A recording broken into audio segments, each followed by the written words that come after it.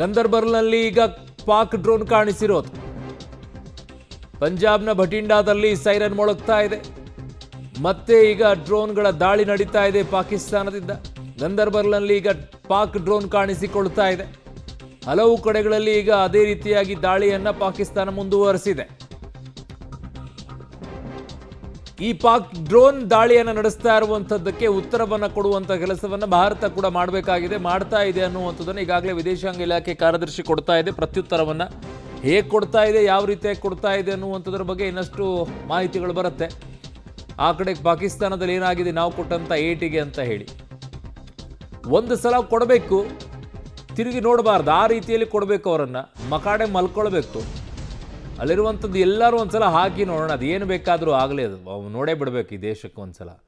ಈ ರೀತಿಯಾಗಿ ಪದೇ ಪದೇ ಪದೇ ಪದೇ ಕಿರಿಕ್ ಮಾಡುವಂಥ ಈ ದೇಶವನ್ನು ಇಟ್ಕೊಳ್ಳೇಬಾರದು ಭೂಪಟದಲ್ಲಿ. ಅವಶ್ಯಕತೆನೇ ಇಲ್ಲ. ಅದನ್ನು ಡಿವೈಡ್ ಮಾಡಿ ಒಗಿಬೇಕು, ಛಿದ್ರ ಮಾಡಿ ಬಿಡಬೇಕು ಆ ಕಡೆಗೆ. ಹೆಂಗಾದರೂ ಅವ್ರು ಕೇಳ್ತಾ ಇದ್ದಾರೆ ಬಲೂಚಿಸ್ತಾನದವರು. ಆಲ್ಮೋಸ್ಟ್ ಅಲ್ಲಿ 80% ಅವ್ರು ಕವರ್ ಮಾಡ್ಕೊಂಡು ಆಗಿದೆ. ಕೊಟ್ಬಿಡಿ ಅವ್ರಿಗೊಂದು, ಆ ಕಡೆಗೆ ಸ್ವತಂತ್ರವಾಗಿರ್ತಾರೆ.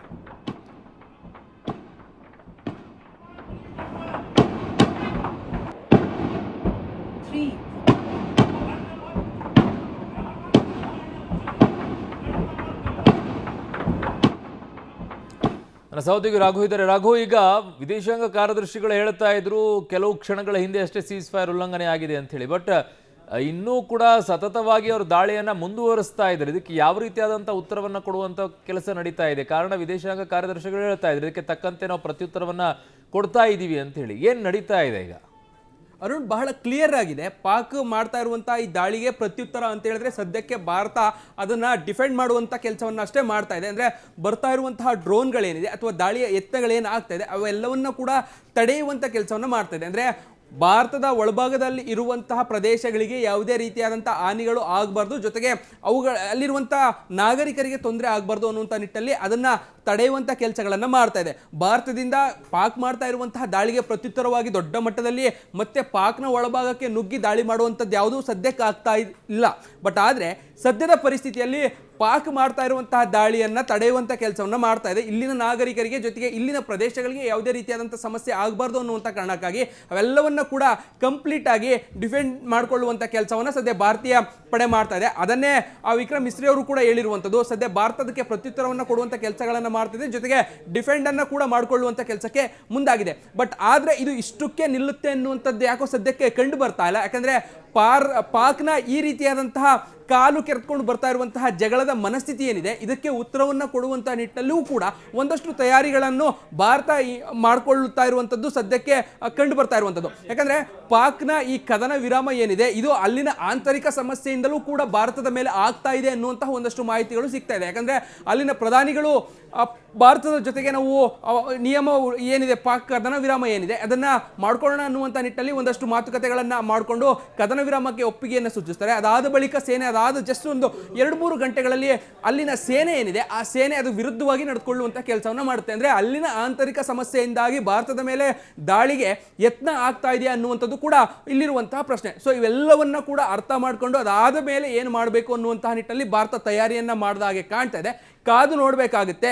ಇದಕ್ಕೆ ಪ್ರತ್ಯುತ್ತರ ನೇರವಾಗಿ ಮತ್ತೆ ಅದೇ ರೀತಿಯಾದಂಥ ಪ್ರತಿದಾಳಿಯೋ ಅಥವಾ ಬೇರೆ ಮಾರ್ಗವಾಗಿ ರಾಜತಾಂತ್ರಿಕವಾಗಿ ಬೇರೆ ಏನಾದರೂ ಪ್ಲಾನ್ಗಳನ್ನು ಮಾಡ್ಕೊಳ್ತಾರೆ ಅನ್ನೋದನ್ನ ಕಾದು ನೋಡಬೇಕಾಗುತ್ತೆ. ಅರುಣ್, ಪಾಕಿಸ್ತಾನಕ್ಕೆ ರಾಜತಾಂತ್ರಿಕವಾಗಿ ನಾವು ಯಾವುದೇ ರೀತಿಯಾಗಿ ಕ್ರಮವನ್ನು ತಗೊಂಡ್ರೂ ಕೂಡ ಏನು ಪ್ರಯೋಜನ ಇಲ್ಲ ರಾಘು. ಅದರಿಂದ ಏನು ಆಗಲ್ಲ, ಅದೇನು ಬುದ್ಧಿ ಕಲಿಯಲ್ಲ. ಪಾಕ್ನಿಂದ ಕದನ ವಿರಾಮ ಉಲ್ಲಂಘನೆ ಆಗ್ತಾ ಇದೆ.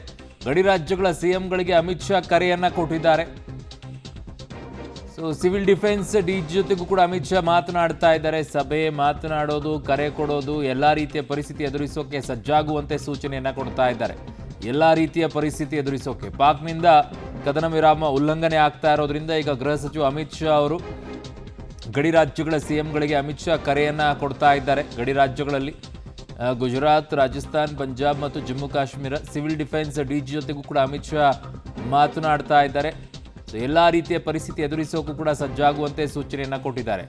ಪಾಕಿಸ್ತಾನ ಏನು ಮಾಡ್ತಾ ಇದೆ, ತನ್ನ ಆರ್ಮಿಯನ್ನು ಈಗಾಗಲೇ ಗಡಿ ಭಾಗಗಳಲ್ಲಿ ಕಳುಹಿಸಿಕೊಡ್ತಾ ಇದೆ. ಗಡಿ ಭಾಗಗಳಲ್ಲಿ ಕಳಿಸ್ತಾ ಇದೆ ಅವರು. ನಾವು ಕೂಡ ರೆಡಿಯಾಗಿದ್ದೀವಿ, ಆದರೆ ಇನ್ನೂ ಕೂಡ ಆರ್ಡರ್ಸ್ಗಳು ಬಂದಿಲ್ಲ. ಇನ್ನು ಕದನ ವಿರಾಮ ಅನ್ನುವಂಥ ಯೋಚನೆಯಲ್ಲಿದ್ದೀವಿ. ಬಟ್ ಒಂದು ಸಲ ಮುಗಿಸ್ಬೇಕು, ಒಂದು ಸಲ POKನ ವಶಪಡಿಸ್ಕೊಂಡು ಇಟ್ಕೊಳ್ಬೇಕು. ಕಾರಣ ಎಲ್ಲ ಆ್ಯಕ್ಟಿವಿಟೀಸ್ ನಡೆಯುವಂಥದ್ದು ಅದೇ POKಯಲ್ಲೇ. ಅದನ್ನು ಸರಿಯಾಗಿ ತಕ್ಕೊಂಡು ಇಟ್ಕೊಂಡ್ಬಿಟ್ರೆ, ಅದು ನಮ್ಮ ಕಡೆಗೆ ಬಂದುಬಿಟ್ರೆ ಅವಾಗ ಸರಿಯಾಗಿರುತ್ತೆ. ಪಾಕ್ನಿಂದ ಕದನ ವಿರಾಮ ಉಲ್ಲಂಘನೆ ಆಗ್ತಾ ಇರೋದು ಸತತವಾಗಿ ಆಗ್ತಾ ಇದೆ. ಅಮಿತ್ ಶಾ ಈಗ ಗಡಿ ರಾಜ್ಯಗಳ CMಗಳಿಗೆ ಕೊಟ್ಟಿದ್ದಾರೆ, ಎಲ್ಲ ರೀತಿಯಲ್ಲೂ ಕೂಡ ಸಿದ್ಧರಾಗಿ ನೀವು ಅಂತ ಹೇಳಿ. ಸಿವಿಲ್ ಡಿಫೆನ್ಸ್ DG ಜೊತೆಗೂ ಕೂಡ ಮಾತನಾಡಿದ್ದಾರೆ ಅಮಿತ್ ಶಾ ಅವರು. ಸೊ ಪದೇ ಪದೇ ಕದನ ವಿರಾಮವನ್ನು ಉಲ್ಲಂಘನೆ ಮಾಡ್ತಾ ಇದೆ. ಅಲ್ಲಿರುವಂಥ ಪ್ರಧಾನಿಗಳು ಒಂದು ಹೇಳ್ತಾರೆ, ಸೇನೆ ಒಂದು ಹೇಳುತ್ತೆ. ಭಾರತದ ಸೇನೆಗೆ ಸಂಪೂರ್ಣ ಸ್ವತಂತ್ರ ಅಂತ ಹೇಳ್ತಾ ಇದ್ದಾರೆ. ಪಾಕಿಸ್ತಾನಕ್ಕೆ ದಿಟ್ಟ ಪ್ರತ್ಯುತ್ತರವನ್ನು ಕೊಡುವಂತೆ ಫ್ರೀ ಹ್ಯಾಂಡನ್ನು ಕೊಡಲಾಗಿದೆ ಅನ್ನುವಂಥದ್ದನ್ನು. ಪಾಕ್ನಿಂದ ಕದನ ವಿರಾಮ ಉಲ್ಲಂಘನೆ ಆಗಿದೆ, ಸೇನೆಗೆ ಸಂಪೂರ್ಣ ಜವಾಬ್ದಾರಿಯನ್ನು ಕೊಟ್ಟಿದ್ದಾರೆ, ಸ್ವತಂತ್ರವನ್ನು ಕೊಟ್ಟಿದ್ದಾರೆ, ಹೊಡೆದಾಕಿ ನೀವೇನಾದರೂ ಮಾಡಿ ಅಂತ ಹೇಳಿ.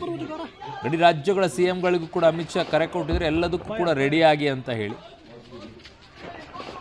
ಏನಾಗುತ್ತೆ ಈಗ, ತಾಲಿಬಾನ್ನಲ್ಲಿ ಆದ ರೀತಿಯಲ್ಲೇ ಅಲ್ಲೂ ಕೂಡ ಸಂಪೂರ್ಣವಾಗಿ ಕ್ಯಾಪ್ಚರ್ ಮಾಡಿ ಇಟ್ಕೊಂಡ್ಬಿಟ್ಟಿದ್ರು ತಾಲಿಬಾನನ್ನು.